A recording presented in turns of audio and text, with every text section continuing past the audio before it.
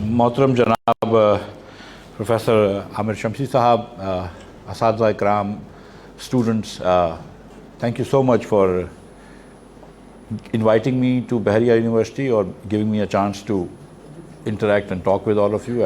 It's a joy for me to come and talk to students. میں جب سے وزارت خزانہ کا عہدہ چھوڑا ہے ایک مہینے میں, تو تقریباً 5-6 یونیورسٹیز میں جا چکا ہوں. پچھلے ہفتے میں پروفیسر شمسی صاحب کو بتا رہا تھا کہ قائد اعظم یونیورسٹی اسلام آباد میں تھا, اور اس سے ایک دن پہلے لمز یونیورسٹی میں لاہور میں تھا, اس سے پہلے حبیب یونیورسٹی کراچی میں بھی تھا. تو اکثر اوقات میں جاتا رہتا ہوں بچوں سے بات کرنے, اسٹوڈنٹ سے بات کرنے, اور یہ مجھے بھی بڑا اچھا لگتا ہے. میں خود بھی ایک زمانے میں IBA میں پڑھاتا تھا اکنامکس کے کورسز, اپنے بزنس کے ساتھ ساتھ شام کی کلاس لیتا تھا. تو مجھے کچھ 20 منٹ دیے گئے ہیں آپ سے گفتگو کرنے کے, اور اس کے بعد میں چاہوں گا کہ آپ لوگ اپنے سوالوں سے جو بھی آپ کے ذہن میں سوال آتے ہیں مجھ سے پوچھیں. اور میں معیشت کے بارے میں تھوڑی سی بات کروں گا. ایسے ہی میں پوچھنا چاہتا ہوں کہ یہاں پہ بزنس کے کتنے بچے ہیں؟ اچھا. اور انٹروڈکٹری مائکرو اور میکرو کے کورسز کتنے بچوں نے لیے ہوئے ہیں؟ باقی سب چلے جائیں. نہیں ٹھیک ہے. I just wanted to know. Okay, thank you so much. تو میں سٹارٹ کروں گا کہ مڈل آف اپریل 17-18 اپریل کو میں وزیر خزانہ بنا تھا, اور مڈل آف اپریل ہماری حکومت آئی تھی. شہباز شریف صاحب وزیر اعظم بنے تھے, اور اس وقت پاکستان میں $10.5 بلین موجود تھے. جو پاکستان میں اسٹیٹ بینک ہے اس کے پاس جو فارن کرنسی کی جو رقم پڑی تھی وہ $10.5 بلین تھی. ہمیں جو اگلے سال پیسے واپس کرنے تھے اس سال میں اور پچھلے سال کے, وہ 25 بلین واپس کرنے تھے. تو آپ کو 25 واپس کرنے, اور آپ کے پاس 11 بلین رکھے ہوئے تھے. اور اس کے علاوہ ہمارا ایک چیز ہوتی ہے کرنٹ اکاؤنٹ ڈیفیسٹ, جو کہ ٹریڈ ڈیفیسٹ یا تجارتی خسارے سے منسلک ہوتا ہے. تو $12-15 ارب ڈالر اس کے لگنے تھے. تو ہماری جو ضرورت تھی وہ تقریباً 35 سے 40 بلین ڈالرز کی تھی, 35 سے 40 ارب ڈالرز کی. اور جو ہمارے پاس پیسے موجود تھے وہ 10.5-11 بلین ڈالرز تھے. لہٰذا ہمیں 25 بلین ڈالرز کی اور مزید ضرورت تھی, جو ہم کو دنیا سے بورو کرنے تھے, دنیا سے قرض لینا تھا, اور وہ قرض لے کر قرض لوٹانا تھا بیسکلی. اور دنیا جو تھی وہ, اگر ہم IMF کے پروگرام میں نہیں تھے اور صرف ہمارے پاس 10 بلین ڈالرز رہ گئے تھے اور ڈیفالٹ کا چانس بہت بڑھ گیا تھا, تو دنیا ہمیں قرض دینے کے لیے تیار نہیں تھی. ورلڈ بینک بھی قرض نہیں دے رہا تھا, ایشین ڈیولپمنٹ بینک بھی نہیں دے رہا تھا, کیونکہ ہم IMF کے پروگرام میں نہیں تھے. لہٰذا IMF کے پروگرام میں جانا بہت ضروری تھا.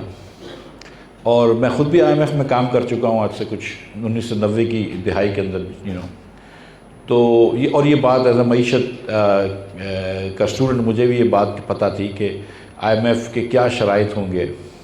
اور ایک جو IMF سے معاہدہ تھا عمران خان صاحب کی حکومت میں, وہ دسمبر میں ہوا تھا, جس میں انہوں نے معاہدہ کیا تھا کہ ہر مہینے ہم 4 روپے سے ٹیکس بڑھائیں گے, اور 2% سے سیل ٹیکس بڑھائیں گے, اور 4 روپے سے لیوی بڑھائیں گے.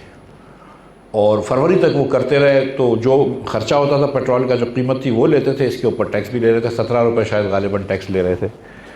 تو فروری میں پھر اچانک انہوں نے فیصلہ کیا کہ نہیں, ہم نہ صرف ٹیکس نہیں لیں گے بلکہ نقصان میں بیچیں گے.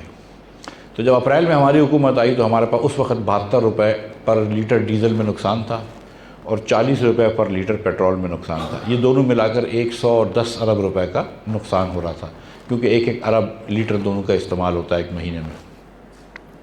110 ارب روپے کتنے ہوتے ہیں؟ 110 ارب روپے اتنے ہوتے ہیں بیٹا کہ 3 گنا حکومت چلانے کا خرچہ ہے وہ 110 ارب روپے ہوتا ہے. پوری پاکستان کی جو وفاقی حکومت چلتی ہے سویلین, وہ 40 ارب میں چلتی ہے. تو 40 × 3 110 ارب روپے جو ہے وہ ہمارا خرچہ 3 گنا خرچہ تھا صرف پیٹرول کی سبسڈی کا. تو میں نے تو وزیر بننے سے پہلے اور شہباز شریف صاحب کے وزیر اعظم بننے سے پہلے ان کو کہہ دیا تھا کہ سر پہلی چیز جو ہم نے کرنی ہوگی وہ ہم نے پیٹرول مہنگا کرنا ہوگا, اور کچھ بجلی بھی سستی کر دی تھی, تو میں نے کہا تھا وہ بھی سبسڈی ہٹانی ہوگی. تو یہ وزیر اعظم کو پتہ تھی اس بات کا. پھر ہم حکومت میں آئے, کچھ وقت لگا ہم کو یہ کرتے ہوئے, IMF سے بات ہوئی, لیکن بہرحال پھر ہم نے وہ پیٹرول مہنگا کر دیا, اور اس کے بعد 150 روپے سے بڑھا کے آئی تھنک 250 روپے ایسا کچھ پیٹرول ہو گیا. تو یہ ایک بڑی شرط تھی IMF کی. اس کے علاوہ بجلی کے ریٹس جو تھے اس کو ریشنلائز کرنا تھا.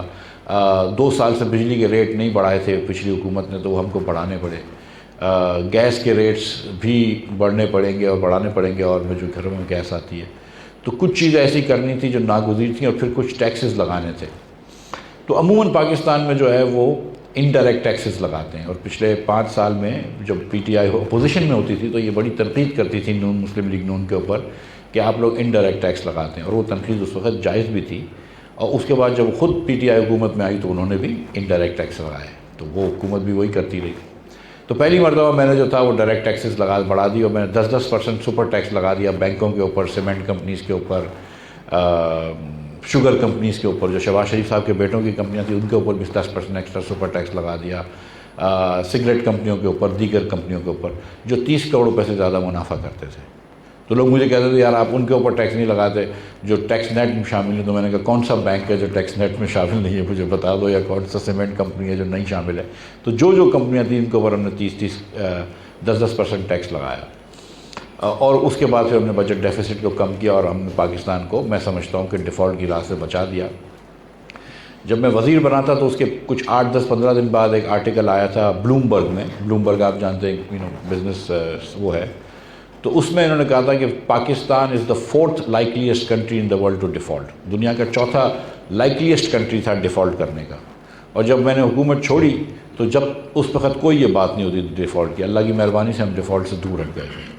اور میں اکثر میرے کولیگز جو وزراء تھے ان کو بھی میں یہ گزارش کرتا تھا کہ سری لنکا کا حال دیکھو, کہ وہ اس تصور میں رہتے ہیں کہ دنیا میں تیل جو ہے وہ برینٹ آئل جو ہے وہ $60 کا ہے.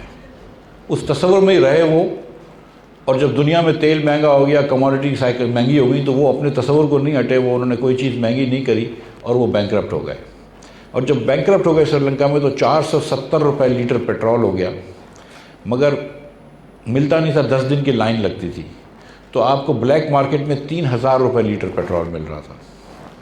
جو LPG گیس ہے جس کو وہ لوگ کوکنگ گیس کہتے ہیں, اس کی 2 دن تک لائن لگتی تھی. خواتین لائن میں 2 دن تک رہتی تھی, تب جا کے آپ کو LPG ملتا تھا.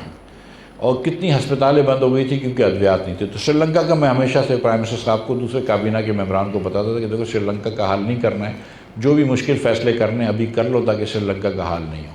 اور میں ہمیشہ یہ سمجھتا تھا کہ اگر میری نوکری چلے جاتی ہے تو کوئی بڑی بات نہیں ہے, اگر حکومت کے اندر الیکشن بھی ہار جاتے ہیں تو کوئی بڑی بات نہیں. کسی نے سر پہ بندوق رکھ کے ہمیں حکومت نہیں دی تھی, ہم خود آئے تھے حکومت میں.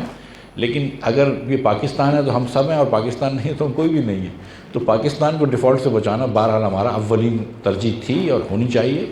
اور کم از کم میں تو اس بات پہ ایک دم اس میں میرے ذہن میں کوئی اس کا اندر ابہام نہیں ہے کہ you have to be true to the interest of Pakistan. Anyways ہم نے یہ ڈیفالٹ سے بچا لیا اللہ کی مہربانی سے. اور آئی تھنک کہ پاکستان جو ہے اب اللہ کی مہربانی سے ایک اسٹیبلٹی کی طرف جا رہا ہے. اور سری لنکا والا حال نہیں ہوا. اور اس سے ایک سری لنکا کے بینکرپٹ ہونے سے یہ ہو گیا کہ 2 چیز ہو گئی. ایک تو دنیا کو بھی سمجھ میں آ گئی کہ کتنے برے کانسیکوینسز ہوتے ہیں, اور شاید کچھ پاکستانی سیاستدانوں کو بھی سمجھ میں آ گئی کہ کتنے برے کانسیکوینسز ہوتے ہیں ڈیفالٹ کی طرف جانے سے. تو یہ اللہ نے بچا لیا. پاکستان کیوں بوم بسٹ کا شکار ہے, یہ میں آپ سے دو اور باتیں کروں گا آپ سے. نمبر 1 کہ پاکستان بوم بسٹ کا شکار کیوں ہے. بوم بسٹ سے مراد یہ ہے کہ ہر تھوڑے دنوں بعد ہماری معیشت بہت اچھی چل رہی ہوتی ہے, اور پھر اس 2-3 سال تھوڑی سی ہم محنت کرتے ہیں, آہستہ آہستہ معیشت ٹھیک کرتے ہیں. تیسرے سال میں معیشت ٹھیک ہو جاتی ہے, چوتھے سال میں بڑی اچھی ہو جاتی ہے, اور 5ویں سال میں پھر ٹھپ ہو جاتی ہے معیشت, اور پھر ہم کو بٹھانا پڑتا ہے, معیشت کو آہستہ کرنا پڑتا ہے. ایسا کیوں ہوتا ہے پاکستان کے اندر, یہ بوم بسٹ سائیکل کیوں ہوتی ہیں؟ تو اس کے اندر میں یہ گزارش کروں گا کہ 2008 میں جب مشرف صاحب گئے تھے تو اس سال بھی ہمارا کرنٹ اکاؤنٹ ڈیفیسٹ بہت زیادہ تھا, پاکستان کی تاریخ کا سب سے زیادہ تھا, 8.1% آف GDP. کیونکہ وہ مشرف صاحب کا آخری سال تھا, اس وقت بھی کوئی سیاسی کمپلشن تھے, تو انہوں نے بھی جو اصل میں جو ریفارمز لانے تھے وہ نہیں لائے, ڈیلے کرے, پرائسز مہنگی نہیں کریں, اور پاکستان کو ایک دم بینکرپسی کے نہج پہ چھوڑا ہے. پھر جب 18 میں ہم جا رہے تھے تو پھر ہم نے یہی کیا کہ ہم نے لاسٹ ایئر کے اندر پروڈنٹ چوائسز نہیں کریں, اور پھر ہم نے کرنٹ اکاؤنٹ ڈیفیسٹ جو تھا وہ $20 بلین کا لے گئے تھے, 6% آف GDP. اور پھر اس کے بعد جو اس کو سلو کرنی پڑی معیشت کو. اور اس سال جب ہم کو حکومت ملی تو خان صاحب کا یہ چوتھا سال تھا, انہوں نے پھر وہ پروڈنٹ چوائسز نہیں کری, پھر وہ معیشت کے اندر انہوں نے پیسے پھینک کے معیشت کو اور پرائسز نہ بڑھا کے معیشت کو تیز چلانے کی کوشش کری, اور پھر ہم بینکرپسی کے نہج پہ آ گئے, بینکرپسی کے دہانے پہ آ گئے. تو ہم یہ بار بار بینکرپسی کے دہانے پہ آ جاتے ہیں, اور یہ سب کیوں ہوتا ہے؟ اس کی وجہ یہ ہے کہ ہمارا بزنس ماڈل غلط ہے, ہمارا معیشت کا اکنامک ماڈل غلط ہے, اور ہم جو ہے وہ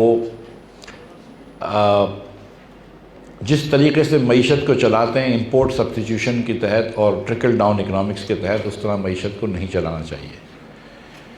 میں کافی عرصے سے یہ بات کر رہا ہوں, حکومت میں آنے سے پہلے اور حکومت میں آنے کے بعد بھی اور اب بھی, کہ یہ جو امپورٹ سبسٹیٹیوشن کا ماڈل ہے ہمارا, یہ ماڈل غلط ہے. ہم کو ایکسپورٹ پروموشن کرنی ہوگی, اور یہ جو ہم اگلا ماڈل کرتے ہیں کہ امیر لوگوں کو امیر کریں تاکہ وہ اس سے نوکری پھیلے, یہ ماڈل بھی غلط ہے. میں آپ کو مثال دے دیتا ہوں کہ پچھلے کووڈ کے بعد جب IMF کی ریکوائرمنٹ ختم ہو گئی تھی تو ہمارے اسٹیٹ بینک نے ایک نئی اسکیم نکالی جس کو کہتے ہیں ٹرف کے تحت 570 ارب روپے کا لون دیا گیا.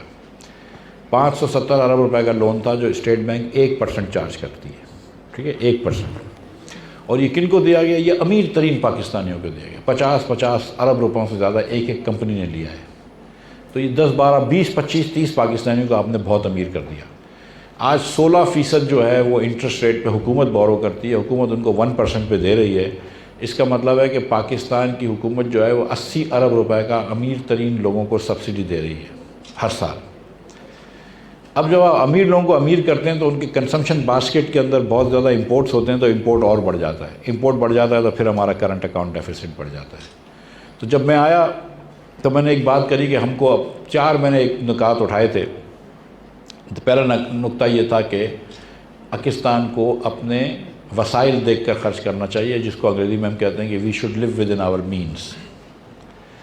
اینڈ اس کا ایگزامپل یہ ہے کہ پچھلے سال پاکستان نے $80 بلین کا امپورٹ کیا ہے, ٹھیک ہے. 80 بلین کے امپورٹ کے سامنے آپ نے 30 بلین کا ایکسپورٹ کیا ہے. اس کا مطلب ہے کہ تجارتی خسارہ یا ٹریڈ ڈیفیسٹ آپ کا $50 بلین کا تھا, 50 ارب ڈالر کا آپ کا تجارتی خسارہ تھا. اور اگر آپ 30 بلین جو ہمارے ریمیٹنس آتے ہیں باہر سے اس کو بھی کاٹ لیں تو پھر بھی آپ کا 20 ارب روپے کا خسارہ, 20 ارب ڈالر کا خسارہ ہے. اب وہ 20 ارب ڈالر تو ہمارے پاس ہے ہی نہیں. اگر آپ اس طرح کریں گے تو آپ بینکرپٹ ہو جائیں گے, اور ہم ہو رہے تھے. آپ اس طرح سوچیں کہ اگر آپ ایک دکان ہے آپ کے پاس اور اس دکان کے اندر روزانہ کا 80,000 کا اخراجات ہیں لیکن 60,000 کی آمدن ہے, تو 2-3 سال کے اندر تو آپ بینکرپٹ ہو جائیں گے اگر روز کا 20,000 نقصان کر رہے ہیں. تو ہم روز ہر سال کا 20 ارب نقصان کر رہے تھے. تو پہلی چیز تو یہ تھی کہ we have to live with in our means, اپنے اس میں رہیں, اپنے جو وسائل کے مطابق خرچ کریں. دوسری چیز تھی کہ اپنا ایکسپورٹ کمپیٹیٹیونیس ٹھیک کریں تاکہ ایکسپورٹ زیادہ کر سکیں. تیسری چیز تھی کہ اپنی ایگریکلچر ریفارمز لے کے آئیں. ہم اپنے آپ کو زرعی ملک کہتے ہیں لیکن ہماری جو زرعی پیداوار ہے, پروڈکٹیوٹی جو ہے وہ بہت کم ہے, ہندوستان سے کم ہے, چین سے کم ہے, ایوریج ورلڈ سے بھی کم ہے. تو جتنے ایریا کے اندر اب آپ کا زمین تو نہیں بڑھ رہی لیکن پاپولیشن بڑھ رہی ہے, 55 لاکھ لوگ ہر سال پیدا ہو رہے ہیں, یہ ہر سال اس سے زیادہ پیدا ہو رہے ہیں, 55 لاکھ سے آبادی بڑھ رہی ہے. تو اگر آبادی آپ کی اتنی تیزی سے بڑھ رہی ہے تو آپ کو اناج زیادہ پیدا کرنے کے لیے ایفیشنسی لانی پڑے گی, اور ایفیشنسی ہمارے پاس ہے نہیں. تو ہم اگر چین کا ایک فارمر جو ہے وہ ہم سے 1 ایکڑ پہ 60% زیادہ گندم لے لیتا ہے, 60% زیادہ کاٹن لے لیتا ہے, تو وہ ہم کو اپنی پروڈکٹیوٹی بڑھانی پڑے گی. تو تیسرا جو چیز کرنی ہے ایگریکلچر, اور چوتھی چیز تعلیم پہ توجہ دینی چاہیے.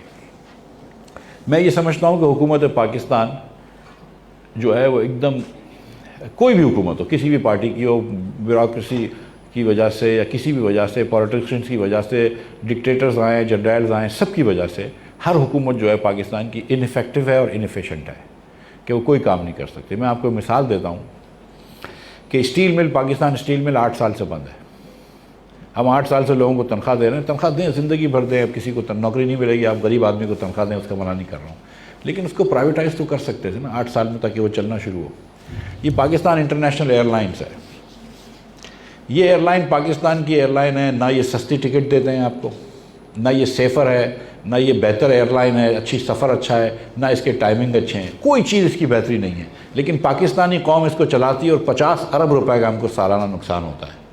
اب آپ 4 پرائیویٹ ایئر لائن ہیں, سرین ہے، جنا فلائی جنا نئی کھلی ہے، ایئر بلو ہے اور سیال ہے، آپ اس میں جا کے بیٹھ سکتے ہیں۔ پی آئی اے سے آپ کو 1000-2000 سستا ملے گا، کھانا بھی اچھا ملے گا، سروس بھی اچھی ملے گی، سیفٹی بھی زیادہ ہے۔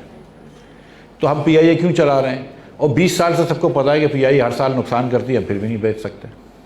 یہ سوئی گیس ہے آپ کی، سامنے دفتر ہے اس کا، 20% گیس ہوا میں اڑ جاتی ہے۔ آپ اس کو پرائیویٹائز کرتے ہیں، جو مالک آ جائے گا تو 1% گیس نہیں اڑنے دے گا ہوا میں، ملینز آف ڈالرز کی گیس اڑ جاتی ہے۔ کیوں؟ کیونکہ وہ حکومت چلا رہی ہے، حکومت پیٹرول پمپ چلا رہی ہے جو اس کا کام نہیں ہے۔ حکومت کا، پاکستان کی حکومت کا ایک کام ہونا چاہیے، اور وہ یہ کام ہونا چاہیے کہ بچوں کو تعلیم دے، ہر بچے کو تعلیم دے، اور اعلیٰ تعلیم، اچھی تعلیم دے، اعلیٰ معیار کی تعلیم دے۔ ہم یہاں پر بچوں کو تعلیم نہیں دیتے، اور جو یہ مجھے کہہ دوں گا میں کہ جو میٹرک پاس بچے آتے ہیں حکومت کی اسکولوں سے، وہ 2 جملے انگریزی کو تو چھوڑ دیں، اردو میں نہیں لکھ سکتے اچھے جملے۔ جو میٹرک پاس بچے حکومت کی اسکولوں سے عموماً آتے ہیں، ایوریج پہ میں نے کئی ٹیسٹ دیکھا تھا، ٹی سی ایف نے کرایا تھا کہ 10 میں سے 8 بچے پرسنٹیج نہیں نکال سکتے۔ میٹرک کرنے کے بعد 10 میں سے 8 بچے پرسنٹیج نہیں نکال سکتے، تو آپ نے ان کو کیا پڑھایا ہے؟ حکومت کی اگر ایک کام کرنا ضروری ہے تو تعلیم دینا ضروری ہے، تو آپ ہر چیز کو برابر کر سکتے ہیں۔ ایکوالٹی آف اپرچونٹی اسی طرح ہو سکتی ہے کہ آپ ان کو تعلیم دے دیں۔ اور اس پہ میں آخری بات کر کے اپنی بات ختم کروں گا کہ اس سال ملک کے اندر 55 لاکھ لوگوں سے پاپولیشن بڑھے گی، اور اس سال ملک کے اندر 40 لاکھ بچے جو ہیں 18 سال کے ہوں گے۔ 1 منٹ کے لیے یار یہ بند کر دو گے، میں بہت ڈسٹریکٹ ہو رہا ہوں، بیٹا یہ بند کر دو، یہ بہت باتیں ہو رہی ہیں، تو let me just talk and concentrate please. اس سال ملک میں 40 لاکھ بچے 18 سال کے ہوں گے تقریباً۔ 55 لاکھ سے آپ کی آبادی بڑھے گی، 55 سے زیادہ بچے پیدا ہوں گے، لیکن 40 سے 45 لاکھ کم از کم بچے آپ کے 18 سال کے اس سال ہوں گے۔ 18 سال کا ہونے کا مطلب یہ کہ یا وہ کالج میں جائیں گے یا ورک فورس میں جائیں گے، لیبر فورس میں جائیں گے، رائٹ۔ اس میں سے 40,000 بچے جو ہے وہ اے لیولز کریں گے، اور 10 لاکھ 12 لاکھ بچے جو ہیں وہ آپ کے میٹرک انٹر کی اسٹریم پاس کریں گے۔ باقی 30 لاکھ بچے جو ہیں وہ انہوں نے نہ میٹرک کرا ہوا ہے، نہ انٹر کرا ہوا ہے، نہ انہوں نے وہ کرا ہے، وہ بیچارے 12 سال کی تعلیم کو مکمل نہیں کر سکے۔ کسی بھی وقت پاکستان میں آج بھی آدھے بچے جو اسکول جانے چاہیے وہ اسکول نہیں جا رہے ہیں، یعنی کہ آدھے بچے آپ کے الٹریسی کی طرف جا رہے ہیں۔ 50% of your children are not going to school. یہ حکومت پاکستان کا وہ ہے۔ اور اب ساری سیاسی جماعتوں کی بات کر رہے ہیں، کوئی ہم میں سے پی ٹی آئی کا شوقین ہوگا، کوئی مسلم لیگ نون کا ہوگا، کوئی جماعت اسلامی کا ہوگا، وغیرہ وغیرہ۔ ہر صوبے کے اندر ہر حکومت میں 50% بچے اسکول میں نہیں ہوتے۔ سو کسی کو بھی جو ہے نا اپنی بڑی بات نہیں کرنی چاہیے، اس سب کے لیے شرمندگی کا مقام ہے۔ اب اگر آپ اس بچے کو تعلیم ہی نہیں دیں گے تو وہ کیسے آگے بڑھے گا؟ اور جو اچھی یونیورسٹیاں، اچھے جابز ہوتے ہیں، عموماً وہ ان بچوں کو ملتے ہیں جو کہ اے لیول او لیول کی اسٹریم سے آئے ہوئے ہوتے ہیں، جابز بھی ان کو ملتے ہیں۔ اب میں آپ کو تھوڑا سا اور اس کے بارے میں بتاؤں گا۔ ایک اسکول ہے لاہور میں، اس کا نام ہے ایچسن کالج، آپ نے نام ضرور سنا ہوگا۔ کسی سال میں پاکستان کی آدھی کابینہ صرف ایک اسکول سے آئی ہوتی ہے، ایچسن کالج سے۔ کسی سال میں پاکستان کے آدھے سپریم کورٹ کے ججز، شاید اس سال بھی پاکستان کے آدھے سپریم کورٹ کے ججز ایک اسکول سے آئے ہوئے ہیں، ایچسن کالج سے۔ اس ملک میں جس میں 4 لاکھ اسکولیں ہوں، 10,000 اسکولوں سے ایک بچہ آنا چاہیے سپریم کورٹ کا جج، کابینہ میں، اور 20,000 اسکولوں سے ایک بچہ آنا چاہیے سپریم کورٹ کا جج۔ آپ کی ایک اسکول ہے لاہور کی ایچسن کالج جو آپ کے آدھے کابینہ اور سپریم کورٹ کے جج دیتی ہے۔ پھر ایک اسکول ہے کراچی میں، کراچی گرامر اسکول، آپ کے آدھے امیر پاکستانی جو ہے نا اس اسکول سے آئے ہوئے ہیں، آدھے آپ کے ٹاپ بینکرز، ٹاپ پروفیشنل اسی اسکول سے آئے۔ ایسا نہیں ہے کہ پاکستان میں ٹیلنٹ کی کمی ہے، لیکن ہم نے کانسنٹریٹ کرا ہوا ہے، ہم انہی بچوں کو پریفرنس دیتے ہیں جن کے باپ بڑے آدمی تھے، ہم انہی بچوں کو پریفرنس دیتے ہیں جن کے دادا بڑے آدمی تھے۔ دنیا بھر کے اندر غریب لوگ اوپر آتے ہیں، جس کو سوشل موبلٹی کہتے ہیں۔ سوشل موبلٹی کہتے ہیں کہ بھئی ایک ڈرائیور کا بچہ جو ہے وہ اگلے سال جو ہے جنرل مینیجر لگ جائے۔ یہاں پہ نہیں ہوتا ایسا۔ اس کی وجہ سے پاکستان میں ڈس افیکشن ہوتا ہے۔ یہاں پر ایک سیٹ کا بچہ سیٹ بنتا ہے، بیوروکریٹ کا بچہ بیوروکریٹ بنتا ہے، بڑے فوجی کا بچہ بڑا فوجی بنتا ہے، پولیٹیشنز کا بچہ پولیٹیشنز بنتا ہے، اور وہ آپ پریولیج پرپیچویٹ کرتے ہیں۔ دس از این ایشو. اور یہ جو میں بات کر رہا ہوں کہ ایچ ایس این کالج سے آدھے ججز آ رہے ہیں سپریم کورٹ کے, یہ دنیا میں کہاں ہوتا ہوگا؟ کراچی گرامر سے اگر آدھے پاکستان کے اسٹیٹ آ رہے ہیں, اور میں اس میں 8 اسکول میں ملا دیتا ہوں آپ کو, 3 امریکن اسکولس ڈال دیں, کیرٹ کالج, حسن عبدال ڈال دیں, 1-2 لاہور کی اور اسلام آباد کی اور کراچی کی اور مہنگی اسکولیں ڈال دیں, یہ 10,000 بچے ہیں. یہ 10,000 بچوں کے والدین آج پاکستان کو کنٹرول کرتے ہیں, والدین بھی نہیں, والد آج پاکستان کو کنٹرول کریں گے, کر رہے ہیں ہر فیلڈ میں, اور 30 سال بعد یہی 10,000 بچے جو ہیں وہ ہر فیلڈ میں کنٹرول کریں گے. تو باقی بچوں کا کیا ہوگا؟ تو یہ پوچھتے ہیں کہ پاکستان میں لوگ نوبیل پرائز کیوں نہیں جتنا جیتتے؟ فیلڈ میڈل ہوتا ہے جو میتھمیٹیشنس کو دیتے ہیں. آپ لوگوں کو پتہ ہوگا یا پتہ ہونا چاہیے کہ پاکستان میں نوبیل پرائز, دنیا میں نوبیل پرائز میتھمیٹیشنس کو نہیں دیتے. میتھمیٹیشنس کا بیسٹ پرائز ہوتا ہے, اس کو فیلڈ میڈل بولتے ہیں. تو پاکستانی کسی کو فیلڈ میڈل آج تک نہیں ملا, نوبیل پرائز بھی نہیں ملتا. ایک عبدالسلام صاحب کو ملا تھا سائنس میں, ایک ہماری بچی ملالہ کو ملا پیس کا, لیکن اس کے علاوہ ہم کو سائنس, اکنامکس, بایولوجی وغیرہ کا نہیں ملتا. کیوں نہیں ملتا؟ ایسا نہیں ہے کہ پاکستان میں ٹیلنٹ نہیں ہے, لیکن میں نے آپ سے بات کی تھی کہ 75% پاکستانی جو ہیں وہ تو کبھی میٹرک ہی نہیں کیا انہوں نے. 50% پاکستانی تو بچے اسکول میں نہیں جا رہے. تو کتنے ایسی خواتین ہوں گی جو گھر میں ماسیاں ہیں, جو اگر ان کو آپ نے پڑھائی دے دی ہوتی, وہ اپنا ان کو ریسورسز ہوتے, اگر ان کے والدین بھی پیسے والے ہوتے اور وہ بھی اچھی اسکولوں میں جا رہے ہوتے, تو وہ شاید جو ہے وہ آج نوبیل پرائز جیت چکی ہوتی فزکس کے اندر یا کیمسٹری میں. کتنے ایسے لڑکے ہوں گے جو کہ بہت ہوشیار ہوں گے, لیکن کیوں ان کے پاس پیسے نہیں تھے تو آج وہ دھوبی کا کام کر رہے ہیں. Statistically, 75% of your most talented kids are actually working as maids and dhobies and are not even metric pass. So this country, اب آپ اس طرح سوچیں, میں آپ کو آخری ایگزامپل دوں گا کہ سپوز میں آج ڈیسائیڈ کرتا ہوں کہ ہم انہی لوگوں کو پاکستان کرکٹ ٹیم میں لیں گے جو نومبر کے پہلے ہفتے میں پیدا ہوئے ہوں گے, کسی بھی سال میں, لیکن نومبر کے پہلے ہفتے میں, تو وہ ٹیم ویک ہو جائے گی نا. وہ ویک کیوں ہوگی؟ کیونکہ صرف آپ 2%, 50 ہفتے ہوتے ہیں نا, 52 ہفتے, تو ایک ہفتہ 2% ہو گیا, تو صرف 2% پاکستانیوں سے آپ ٹیم چوز کر رہے ہیں. ٹھیک, وہ 2% پاکستانیوں سے جب آپ ٹیم چوز کر رہے ہیں تو ٹیم ویک ہوگی, ہارتی رہے گی. ہم بھی اسی طرح 2% پاکستانیوں سے پاکستان کے لیڈرز چوز کرتے ہیں اور ہر مرتبہ جا کے ہار آتے ہیں, اس لیے پاکستان پیچھے رہ جاتا ہے. سوچیں کہ اگر 2%, اگر نومبر کے پہلے ہفتے میں, مجھے نہیں پتا, لیکن موسٹ لائکلی اگر ظہیر عباس ہیں, جاوید میاداد ہیں, آصف اقبال ہیں, عمران خان ہیں, وسیم اکرم ہیں, وقار یونس ہیں, حنیف محمد تھے, فضل محمود تھے, یہ شاید کوئی بھی ٹیم میں نہیں ہوتا. اور اگر یہ کوئی بھی پاکستان کی کرکٹ کی ٹیم میں نہیں ہوتا تو پاکستان کرکٹ کہاں پہنچتی؟ کہیں نہیں پہنچتی, ہر میچ ہار چکے آتے. سو یہ ہم اس طرح کی بیوقوفی کر رہے ہیں کہ ایک اسکول سے ہم نے آدھے ججز لیے ہوئے, ایک اسکول سے آدھے ٹاپ بینکرز لیے ہوئے اور امیر آدمی لیے ہوئے, اور جس بچے نے میٹرک انٹر کرائے اور یا جس بچے نے ریسورسز تھے, ہوشیار تھے, پیسے نہیں تھے, تو اس کو ہم نے پڑھایا ہی نہیں. سو ہم اپنے آپ کے اوپر زیادتی کر رہے ہیں. If Pakistan wants to be rich, it has to educate all its children. That is the first thing. اور اسٹیٹ کچھ بھی نہ کرے, میں کہتا ہوں اسکولیں بھی نہ چلائے, واؤچرز دے دے, لیکن اسٹیٹ کو ایک کام کرنا ضروری ہے کہ ہر بچے کو کم از کم کالج پاس کرا دے. اگر اسٹیٹ یہ بھی نہیں کر سکتا, نہ چلائے. ہم کو کیا ضرورت ہے پیٹرول پمپ چلانے کی, پی ایس او اون کرنے کی کیا ضرورت ہے, ہم کو کیا ضرورت ہے پی آئی اے چلانے کی, ہم کو کیا ضرورت ہے دیگر کام کرنے کی. اور بحریہ یونیورسٹی میں آیا ہوں تو یہ بھی کہہ دوں کہ ہم کو کیا ضرورت ہے پی این ایس سی بھی چلانے کی. مرچنٹ شپس میں تو تھوڑی نہیں چلتی ہیں, لیکن ہم کو یہ ضرورت ہے کہ ہر پاکستانی بچہ جو ہے وہ تعلیمی یافتہ ہو. ہر پاکستانی بچہ اور بچی اپنے پیروں پہ کھڑا رہ سکے, اور جس کو اللہ تعالیٰ نے ٹیلنٹ دیا ہے اس ٹیلنٹ کو ہون کر سکے.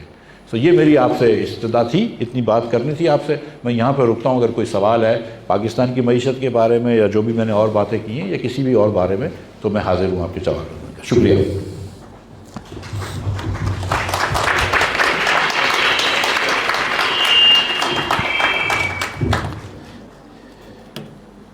Okay, for the question and answers, I would like to call Engineer Dr.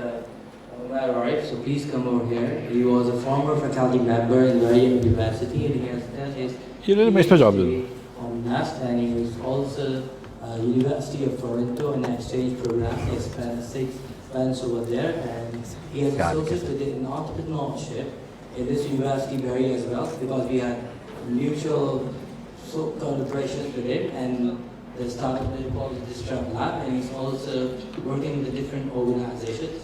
So this is the time for the question and answer. So if you would like to ask anything, just please raise your hands. I will share the mic. If anyone, okay, share with. پہلے میں 2-3 question سب سے پہلے thank you very much for coming and for gracing اس with your presence. really are very happy for you to come to Delhi University. سر کچھ سوالات ہیں جو کیا نام ہے تھوڑے سے مشکل سوالات ہیں, ہم چاہیں گے آپ کے ساتھ کریں. پہلا سوال جو ہے وہ یہ کہ I was looking at your podcast جو آپ نے وہ تھاٹس بہائنڈ تھنگس میں اس کے ساتھ کیا تھا, تو اس میں you give a very good example کہ نارتھ کوریا یا کوریا نے کیا کیا تھا ان کے ڈکٹیٹر نے 1960s میں کہ سارے بزنس مین کو ایک جگہ بٹھایا اور انہوں نے بولا کہ بھائی جو فسکل ڈیفیسٹ کا پرابلم ہے یہ ایسے سالو کریں گے کہ اگر تم اس وقت امپورٹ کر سکتے ہو جب تم ایکسپورٹ کرو, ورنہ جو ہے وہ تم امپورٹ کرنے کی اجازت نہیں ہے. اب سر دس از اے ویری گریٹ پالیسی, یعنی اگر پاکستان کے اندر بھی ہم یہ کر رہے ہیں کہ بھائی سارے بزنس مین کو یہ ہو کہ بھائی امپورٹ آپ اس وقت کر سکتے ہیں جب آپ ایکسپورٹ کریں تو ہمارا فسکل ڈیفیسٹ کا جو ڈالر ختم ہو جاتے ہیں ہمارے, وہ پرابلم ہم کافی حد تک سالو کر سکتے ہیں. تو sir who is stopping us from doing this? جی thank you very much and a very thankful question, اور مجھے خوشی ہوئی کہ آپ نے وہ میرا پوڈ کاسٹ بھی سنا ہے. شہزاد شیخ کے ساتھ تھا رائٹ میرے خیال سے. جی جو کوریا میں 1960 میں جب ایک مارشاء اللہ آیا, جنرل پارک آئے, تو انہوں نے تمام بزنس مین کو ایک بڑی اچھی ہوٹل میں رکھا اور ان سے بک ویلیو پہ کمپنی خرید لی, اور انہوں نے کہا کہ آپ کو جس دن میں چاہوں گا آپ کی کمپنی خرید سکتا ہوں, میں خریدوں گا نہیں, لیکن آپ صرف ایکسپورٹ کریں. اور انہوں نے تمام کمپنیز کو ایکسپورٹ پہ لگا لیا. یہ میں نے کہا تھا کہ میری سوچ تھی جب میں وزیر خزانہ بنا کہ پاکستان کے 100 بڑے جو بزنس ہاؤسز ہیں ان کو کہیں کہ جتنا آپ ایکسپورٹ کرتے ہیں اتنا آپ امپورٹ کر سکتے ہیں, جس کو انگریزی میں کبھی کبھی کہتے ہیں کہ you eat what you hunt, کہ جو ہنٹ کرتے ہیں اتنا ایٹ کرو. اب ظاہر ہے کہ ہر کمپنی ایکسپورٹ نہیں کر سکتی, اور جو گندم ہم کو امپورٹ کرنی ہے وہ ضروری ہے, جو دیگر چیزیں ہم کو گھی یا تیل امپورٹ کرنا ہے وہ ضروری ہے, لیکن شاید گاڑیاں امپورٹ کرنی اتنی ضروری نہیں ہے. اس لیے میں نے جو ہے وہ قدغن لگا دی اور آدھی گاڑیاں میں نے امپورٹ کے اوپر روک دی. فنش گاڑیاں تو میں نے بالکل بند کر دی تھی, لیکن جو اسمبل لوکل کار ہیں وہ بھی میں نے کہا آدھی بند کر دو, موبائل فون آدھے بند کر دیں. اور ایونچولی میرا ارادہ تھا 2 طریقے سے اس طرح موو ہونے کا.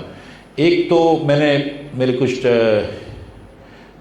کولیگز آئی ول سے فرینڈس, ایک عاصم خواجہ صاحب ہیں پاکستانی اکانومسٹ ہیں جو Harvard school Kennedy school of government Harvard university میں پڑھاتے ہیں, اور ایک عاطف میاں ہیں جو کہ پرنسٹن یونیورسٹی میں پڑھاتے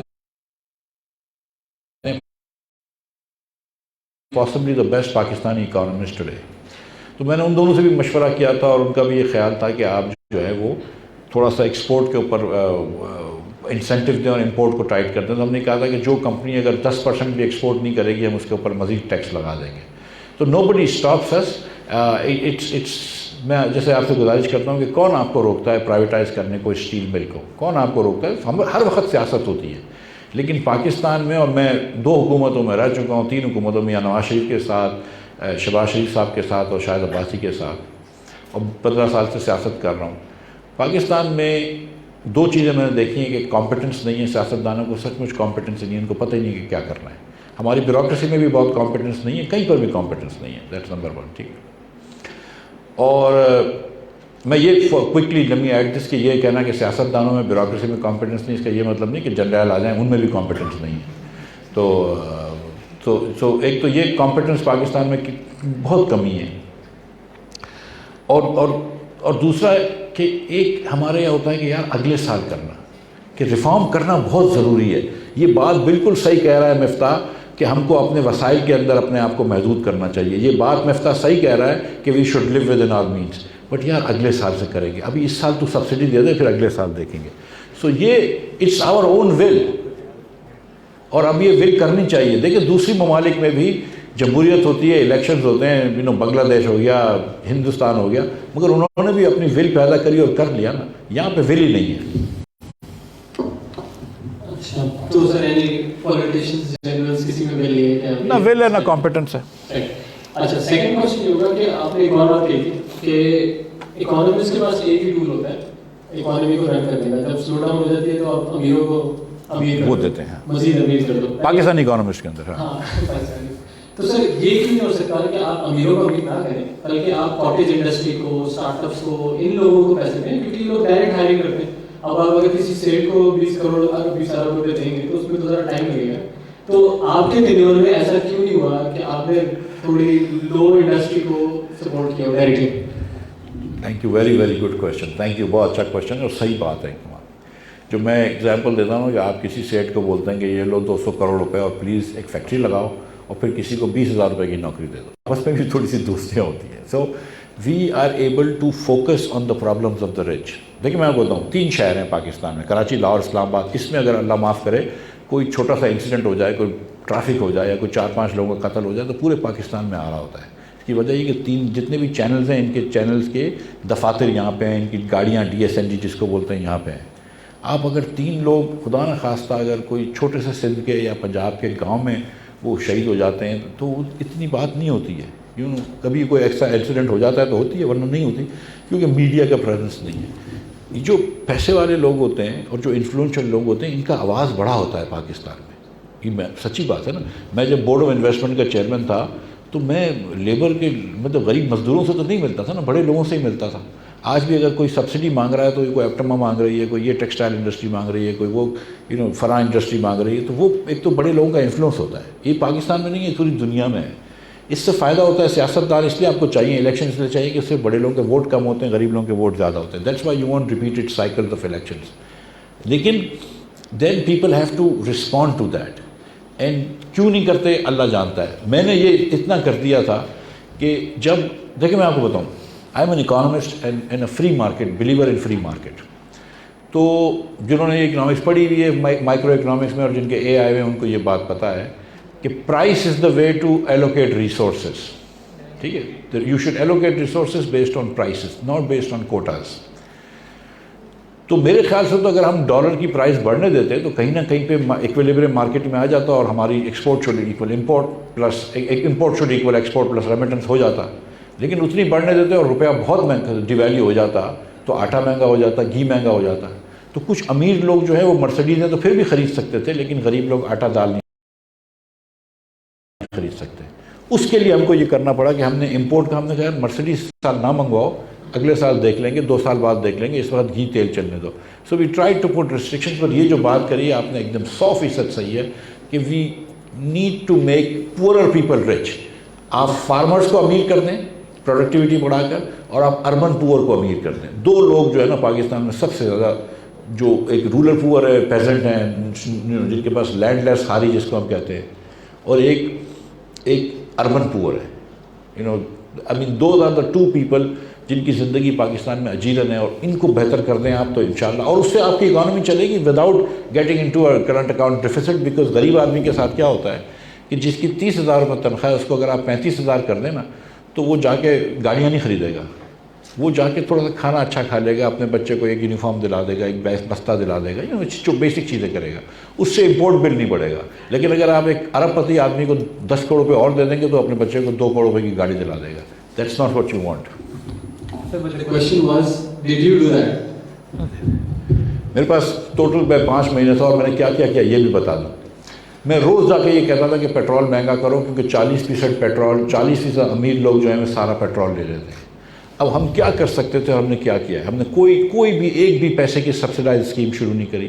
کسی بھی امیر آدمی کو کوئی سبسڈی نہیں دی، کوئی انڈسٹری کو نئی سبسڈی کی اسکیم کوئی شروع نہیں کری ہے. ہم نے جو ریسٹرکشنز لگائے ہم نے امیر لوگوں پہ لگائیں. اور پہلی مرتبہ دیکھیں میرے لیے بڑا آسان تھا کہ 17% سے 18% سیل ٹیکس بڑھا دیتا، اور کوئی بھی اور حکومت ہوتی ہے وہ بڑھاتی. پہلی مرتبہ ایسا ہوا کہ ہم نے بینکوں کے اوپر 10% ٹیکس لگائے، سیمنٹ انڈسٹری کے اوپر لگائے. ہم نے کیا ہے. آئی سیڈ ٹو پیپل کہ Pakistan is now in difficulty, the richest have to pay more. And the fact of the matter is کہ ہم نے یہ کیا ہے. Thank you sir. اچھا ایک اور کوشچن ہے پھر ہم شہروز کے بعد پھر ہم آسان سے لیں گے. جی شہروز پلیز. شہروز کی آواز آ رہی ہے؟ بولیے. میرا نام شہروز ہے. جی بیٹا. سر آپ نے بات کی کہ ہم TIA کو اور دوسرے اداروں کو اگر پرائیویٹائز کر دیں تو اس آپ کا نہیں خیال کہ پھر اس کے بعد وہ نتائج آئیں گے جو ابھی ہم پرائیویٹائز کرنے پہ آ چکے ہیں، جن اداروں کو ہم پہلے پرائیویٹائز کر چکے ہیں؟ تھینک یو بیٹا، ویری تھاٹفل سوال، بہت سمجھداری کا سوال ہے. ایک ادارہ جو ہم نے پرائیویٹائز کیا ہے کہ الیکٹرک وہ صحیح نہیں چلتا ہے، لیکن اگر آپ دیکھیں کمپیئر کریں گے کہ الیکٹرک صحیح نہیں چلتا، یہ بات اس میں کوئی دو رائے نہیں ہے، ٹھیک ہے.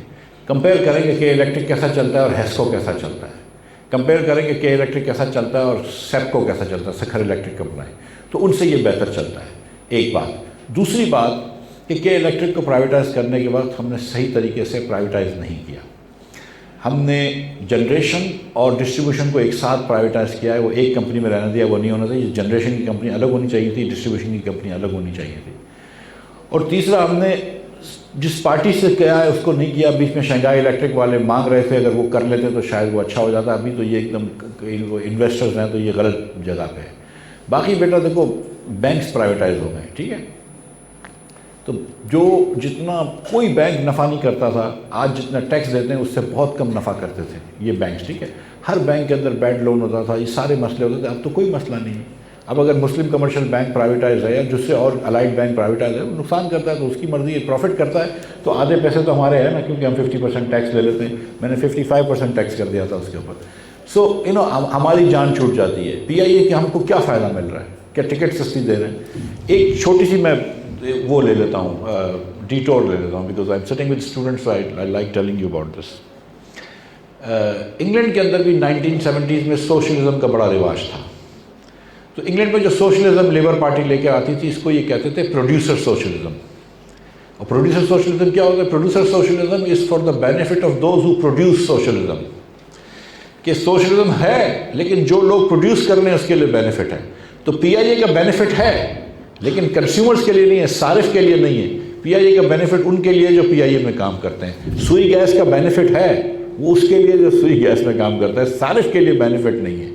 تو ہم کو یہ کرنا چاہیے کہ یہ مطلب اگر صارف کے لیے بینیفٹ نہیں کر رہا تو حکومت کیوں یہ چلا رہی ہے؟ حکومت کا کوئی جواز ہی نہیں ہے نا. اب اسٹیل مل 8 سال سے بند پڑی ہے، اگر ہم اس کو پرائیویٹائز کریں گے تو 4 لوگوں کو نوکریاں ملیں گی. جن کو آپ بٹھا کے کھلا رہے ہیں ان کو تو دے دیجیے نوکری. پاکستان میں سوشل سیکورٹی نہیں ہے، کسی 55-58 سال کے آدمی کو بھی کہاں نوکری ملے گی؟ I don't begrudge them. تو 2 سال کی تنخواہ دیں، پینشن دیں، سب کچھ دیں. لیکن یہ چیز پروڈکٹیو ایسٹ ہے، اس کو تو پرائیویٹائز کر دو نا. پی آئی اے کے اندر ہر سال 50 ارب روپے کا نقصان ہوتا ہے. سوچو 50 ارب روپے کا، مطلب 50 ارب میں آپ کتنی اسکولیں بنا سکتے ہیں، کتنے اسپتال بنا سکتے ہیں. آپ کی یہ یونیورسٹی ہے، اس کا آدھا ارب روپے کا بھی بجٹ نہیں ہوگا. یہ 1 ارب کا ہوگا بجٹ. ویسے 50 یونیورسٹیاں چلا سکتے ہو. تو 50 یونیورسٹیاں چلانی ہیں، ہر سال ضد کر کے پی آئی اے چلانی ہے، یہ سوچنے کی بات ہے.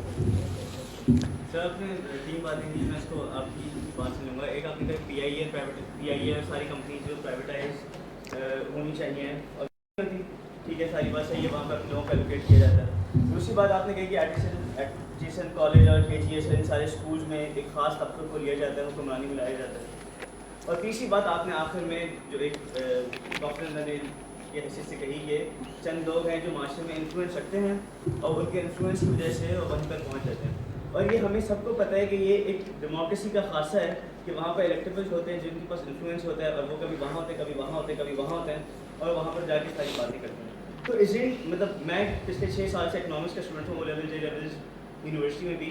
مجھے فیل ہوتا ہے کہ میں نے اپنی ساری لائف اکنامکس پڑھتے ہوئے ضائع کی ہے، کیونکہ مسئلہ تو پولیٹیکل ہے، سیاسی مسئلہ تھا. ہم سیاسی مسئلے کو جو ہے وہ جو ڈیموکریٹک مسئلہ تھا اس کو اکانومی کے ذریعے سے حل کیے جا رہے ہیں.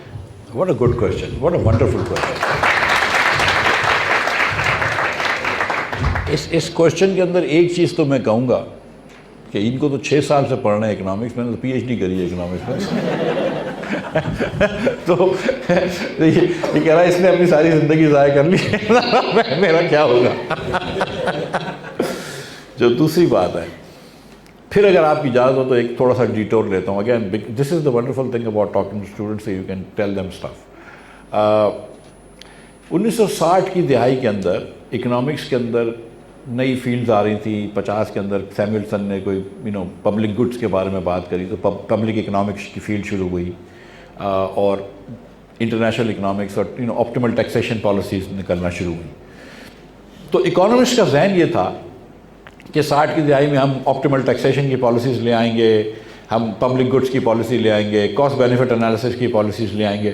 تو وہ جب آپٹیمل پالیسیز آئیں گی تو پولیٹیشنز وہ امپلیمنٹ کر دیں گے. آپ بتا دیں گے یو ایس کانگریس کو کہ بھائی یہ پالیسی ہے، یہ آپٹیمل ٹیکسیشن یہ ہونا چاہیے. 35%, 30%, गिर्स पे इतना हो, जो भी हो। तो ये तो इन्होंने फिर ऑप्टिमल पॉलिसीज़ निकाल ली, लेकिन किसी ने कोई भी करीब भी नहीं गया ऑप्टिमल टैक्सेशन पॉलिसीज़ के, या जो अच्छी पॉलिसीज़ होती हैं उसके करीब नहीं गया। फिर सिसी ने 70 के अंदर एक किताब लिखी जिसको बोलते हैं Congress the electoral connection. 90 page की पतली सी किताब थी, लेकिन बहुत अमेरिका में चली वो किताब। और उसमें ये कहा कि देखो व्हाट इज़ द ऑब्जेक्टिव, वो क्या ऑब्जेक्टिव मैक्सिमाइज कर रहा है। कम फर्म्स होती हैं, जिसने इकोनॉमिक्स यहाँ पर पढ़ी है, फर्म्स जो हैं वो अपना प्रॉफिट मैक्सिमाइज करती हैं। कंज्यूमर्स क्या मैक्सिमाइज करते हैं, अपनी यूटिलिटी मैक्सिमाइज करते हैं, और दूर से दूर एक डिफरेंस कर्व पे जाते हैं, right. So what does the politician maximise? He maximizes not the national welfare, he maximizes his chance of re-election, ठीक है। So we have to understand this. So फिर इसलिए आपका आइन क्यों बनता है? देखो बेटा, एक हॉब्स था ना, वो कहता था कि life would be nasty, brutal and short. अगर आप कानून कोई भी ना हो, और कराची के अंदर हम जो यहाँ पे रह चुके हैं उनको थोड़ा सा पता है कि जब कानून नहीं होता तो क्या होता है। तो कोई किसी को लूट लेगा, हर आदमी किसी को लूट लेगा, कोई नहीं कमाएगा, कोई इकोनॉमिक एक्टिविटी नहीं बढ़ेगी, right. Life will be nasty, brutish and very short. So you want a constitution, and that constitution then ensures कि जो politicians होते हैं, while they are trying to maximize their own electoral chances, will also maximize the national welfare, ठीक है। That's why right constitution के अंदर आप ये करते हैं, मिसाल के तौर पर कि जैसे हमने यहाँ बात की थी, पाकिस्तान में एक 18वीं तरमीम आई थी, 18वीं तरमीम आई थी, उसमें हमने ये कहा कि, और उससे पहले NFC अवार्ड आया था कि, अब दोनों मिलाकर बात कर रहा हूँ कि 60% पैसे जो वफाक टैक्स जमा करता है वो सूबों को दे देता है, ठीक। 25% इसमें सिंध को मिलते हैं, 50% पंजाब को मिलते हैं, 15% जो है वो KP को मिलते हैं, और तकरीबन 9%, 10% जो है वो बलूचिस्तान को मिलते हैं। अब जब आप सूबों को 60% पैसे देते हैं, और सूबे के जितने भी लीडरान होते हैं बड़े चैंपियन होते हैं कि नहीं फेडरलिज्म करो, जो पावर्स हैं नीचे करो, लेकिन एक मरतबा सूबे में पावर आ जाता है तो वो उनको गुनाह है अगर कि वो नीचे पावर दे दें लोकल गवर्नमेंट में।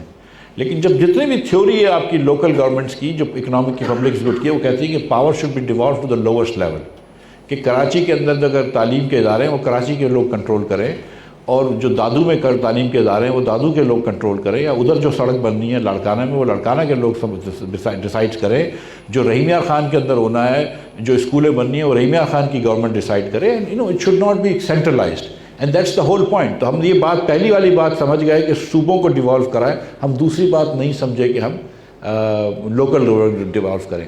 साथ साथ हमको ऐसे भी कवानीन करने चाहिए जिसकी वजह से हम फॉर इंस्टेंस स्टेट बैंक की ऑटोनॉमी करते हैं कि उसका बिजनेस साइकिल से ताल्लुक़ हट जाए। हमने ऐसे कवानीन करें कि आप अपनी डेट कितनी कर सकते हैं, बजट डेफिसिट कितने कर सकते हैं। और एक चीज़ जो मैंने कही थी, मैंने ये कहा था कि एक दिन ECC के अंदर एक 30 अरब डॉलर रुपए देने से PSO को, नहीं तो PSO डिफ़ॉल्ट हो जाती।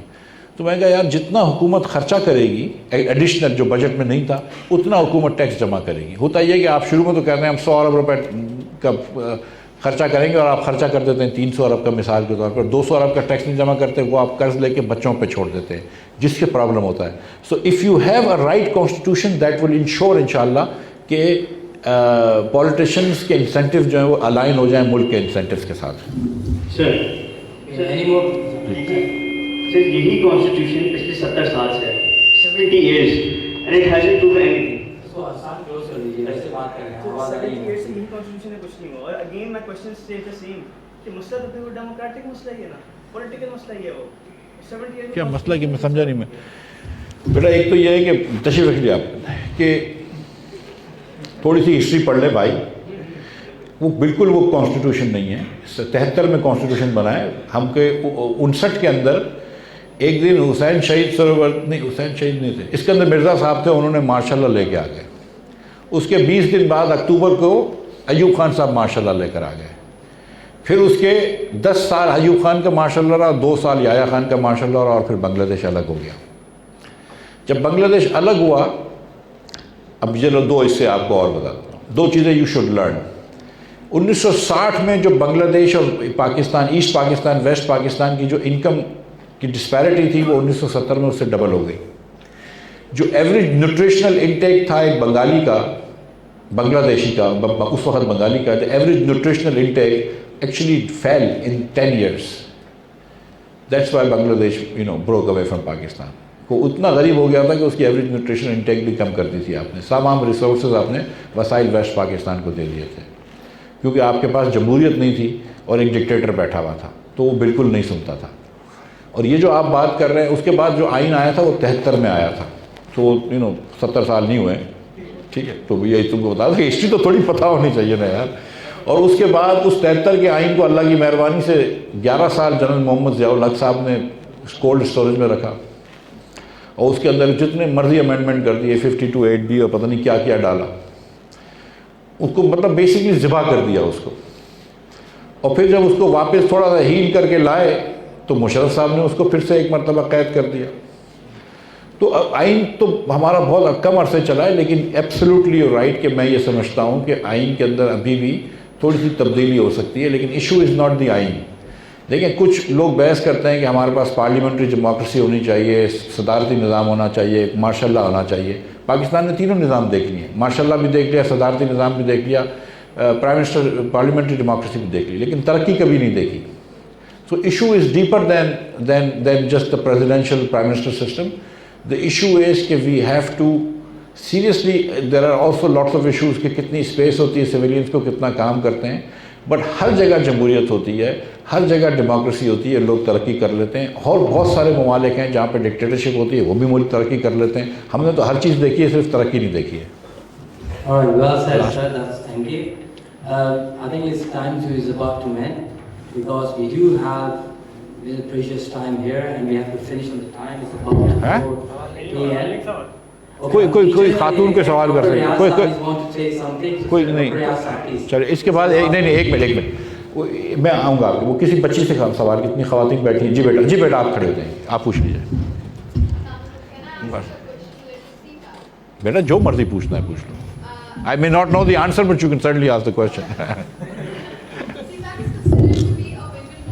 بیٹا ذرا ایک منٹ تھوڑا اونچی آواز سے بولو, یا کوئی اس کو ادھر آ جاؤ یا مائک لے لو.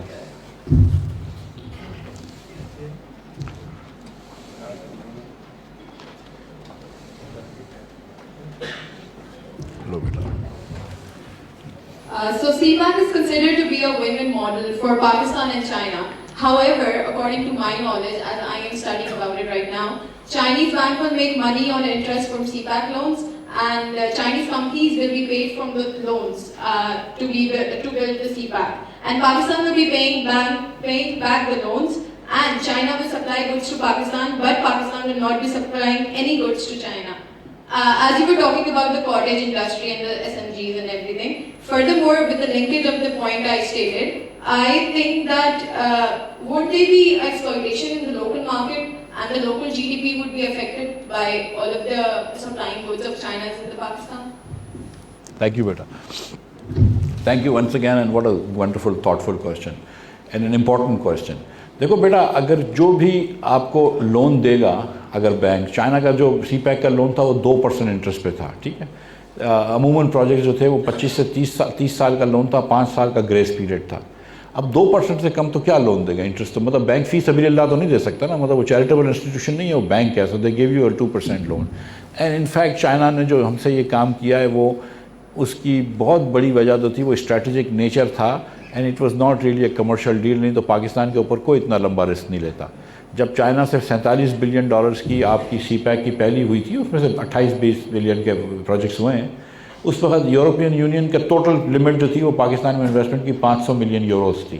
امریکہ $500 ملین انویسٹ نہیں کر رہا تھا. تو چائنا نے اس وقت پاکستان کا ہاتھ پکڑا جب کوئی بھی نہیں پکڑ رہا تھا, ٹھیک. اس کے بعد آپ نے کہا کہ چائنیز کمپنیز یہاں پہ لگائیں گی, جس چیزیں لگائیں گی. ہم چائنا کو کچھ, تیسرا آپ کا جو سوال تھا وہ بہت امپورٹنٹ تھا, اس کو تھوڑا سا سی پیک سے لنک نہ کرو, ٹریڈ وتھ چائنا کر لو. کہ چائنا سے ہم ٹریڈ کرتے ہیں, ہم 4 بلین کی چیزیں بھیجتے ہیں, چائنا 16 بلین کی چیزیں بھیجتا ہے ہم کو, تو وہ 12 بلین کہاں سے آئیں گے؟ یہ بالکل بات درست ہے. اس کے بعد ہم نے ان سے FTA کر لیا, فری ٹریڈ ایگریمنٹ. چائنا سے فری ٹریڈ ایگریمنٹ کرنے کا مطلب ہے کہ دنیا سے فری ٹریڈ ایگریمنٹ کر لیا, کیونکہ چائنا تو ہر چیز بناتا ہے, اور ہماری اکانومی اتنی کمپیریٹیو نہیں ہے کہ ہم چائنیز سے کمپیٹ کر سکیں. تو اس کے اندر فری ٹریڈ ایگریمنٹ میں شاید تھوڑی سی ہم نے جلد بازی کرنی ہوگی, لیکن بہرحال وہ تو اب 10 سال ہو گئے اس کو. یہ آپ کا جو مسئلہ ہے, یہ دس از اے سیریس ایشو, ٹھیک ہے. And it is not enough کہ ہم چائنیز سے ادھار لے کے ان سے چیزیں خریدتے رہیں. It is something that we have to think about. اب میں آپ کو ایک ایگزامپل دیتا ہوں. دیکھو جو ٹریڈ ڈیفیسٹ ہوتا ہے نا وہ بیسکلی فارنرز اپنی سیونگز آپ کے ملک میں بھیج رہے ہوتے ہیں. چینوں نے پیسے بچائے, سیو کرے اور ایک پاور پلانٹ لگا دیا ادھر, ٹھیک ہے. 3 پاور پلانٹ لگے ہوئے ہیں پاکستان میں چائنیز کول کے, ایک ہب میں لگا ہوا ہے, ہب پاور, ایک پورٹ قاسم پہ لگا ہوا ہے اور ایک لگا ہوا ہے لاہور میں, ساہیوال میں, سوری. سو یہ 3 پلانٹس لگے ہیں. اب چائنیز نے سیونگز کری, ایک ہی پلانٹ کا کوئی ایگزامپل لیتے ہیں کہ پورٹ قاسم کا, وہ $2 بلین انہوں نے پاکستان میں اپنی سیونگز بھیجی, پاکستان نے اس سے پلانٹ خریدا اور وہ بنا لیا. 2013 سے 2018 میں مسلم لیگ کی حکومت جو تھی تو اس نے 5 سال میں پاور پاکستان میں پروڈیوس پاور جو کرتے تھے وہ ڈبل کر دیا.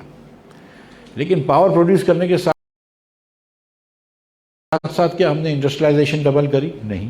کیا ہم نے ایکسپورٹ ڈبل کری؟ نہیں. ہم نے کیا کیا؟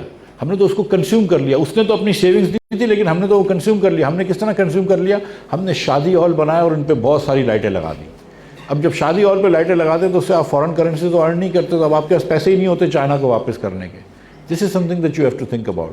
سو what you want to do is کہ وین یو امپورٹ اسٹف اور when you borrow stuff you want to use that import and borrowed money for productive investments in your country. آپ اپنے ملک میں صنعتیں لگائیں, اپنے ملک میں ویسی صنعتیں لگائیں جو ایکسپورٹ کر سکتی ہوں. آپ اگر ملک میں ہی بیچتے رہیں گے تو پھر تو کوئی فائدہ نہیں ہے. آپ کوئی ایسی چیز بنائیں کہ کسی فارنرز کو بھی چاہیے تاکہ آپ ڈالرز ارن کر سکیں, تو چائنا کو بھی پھر آپ چائنا سے بھی مال خرید سکیں. Thank you for your question. Thank you. Okay, thank you sir for your precious time. Because وہ سر کو پروفیسر پوچھنے, جی آپ پوچھیں. جی ڈاکٹر صاحب 3 نہیں چلے 3 کویشچن پوچھ لیں. جی اور یہ میں question as a student perspective سے پوچھتا ہوں. اکثر ہم کلاس میں ہوتے ہیں, میں فائنانس کے سبجیکٹ پڑھاتا ہوں, تو اسٹوڈنٹ مجھ سے کویشچن پوچھتے ہیں ڈالر سے کہ ہمارے ڈالر میں ڈالر اور کرنسی کے آپس میں جو فلکچویشن ہے, فارن ایکسچینج ہے, اس میں اتنی زیادہ فلکچویشن کیوں آ رہی ہے؟ اور دوسرا کویشچن ہے, آپ نے ابھی کہا ہے ایگریکلچر سے کہ ہماری جو گورنمنٹ ہے ایگریکلچر کے اوپر, کیونکہ میں ایگریکلچر بیک گراؤنڈ رکھتا ہوں, ہماری زمینیں ہیں, سارا کچھ ہے, تو ہماری گورنمنٹ اس کے لیے کیا کرے؟ اور تیسری چیز یہ ہے کہ ہم کہتے ہیں کہ امپورٹس کو بند کر. ہمارے کنٹری نے آج تک اپنے ملک میں چیزوں کو انٹرنیشنل ویلیو ایڈیشن کتنے کی کہ ہم ان چیزوں کو جو ہے کر سکیں. بہتر یہ ہے کہ ہم اگر امپورٹس کو بند کر دیں گے, میرے خیال سے اس طرح سے تو اور بھی ہمیں بہت سارے نقصان اٹھانے پڑ سکتے ہیں, کیونکہ بہت سارے کنٹریز ایسے ہیں جہاں پہ ہماری ایکسپورٹس ہوتی ہیں, تو وہ بھی ہماری چیز کو ایکسیپٹ نہیں کریں گے. جب تک ہم اپنے کنٹری میں ہی اس چیز کو پروموٹ نہیں کریں گے, اپنی جو انڈسٹری ہے اس کو ہی پروموٹ نہیں کریں گے. پہلے تو اپنی انڈسٹری کو ہمیں پروموٹ کرنا چاہیے تاکہ ہم اپنی جو کمپیریٹیو ایڈوانٹیج ہے پوری دنیا میں اس تک پہنچ سکیں. Thank you. اور دوسری سر, ابھی جو ایگریکلچر کے اوپر ہے, ابھی ہماری چاول کی کاشت ہو رہی ہے. چاول میں کیونکہ اگر کرنٹلی میں دیکھوں آلموسٹ 3000 روپے کی ابھی پر من جا رہا ہے, لیکن اس کے اوپر اگر میں کاسٹ کو دیکھتا ہوں, وہی کاسٹ آج سے پچھلے سال جو کاسٹ تھی 50% 60% انفلیشن بڑھ گئی ہے اس میں. تو ہم سر اس کو کیسے کنٹرول کر سکتے ہیں, کیونکہ انفلیشن جو اس ٹائم پہ موجود ہے, ٹھیک ہے, انفلیشن ہمیشہ بڑھتی ہے, اس کو کنٹرول نہیں کیا. ٹھیک ہے, اب 4 سوال ہو گئے, 3 نہیں تھے. سر میرے اسٹوڈنٹ سے جی پہلی کرنسی کی بات کر لیں. کرنسی ویسے تو 2-3 روپے کے بینڈ میں ہونی چاہیے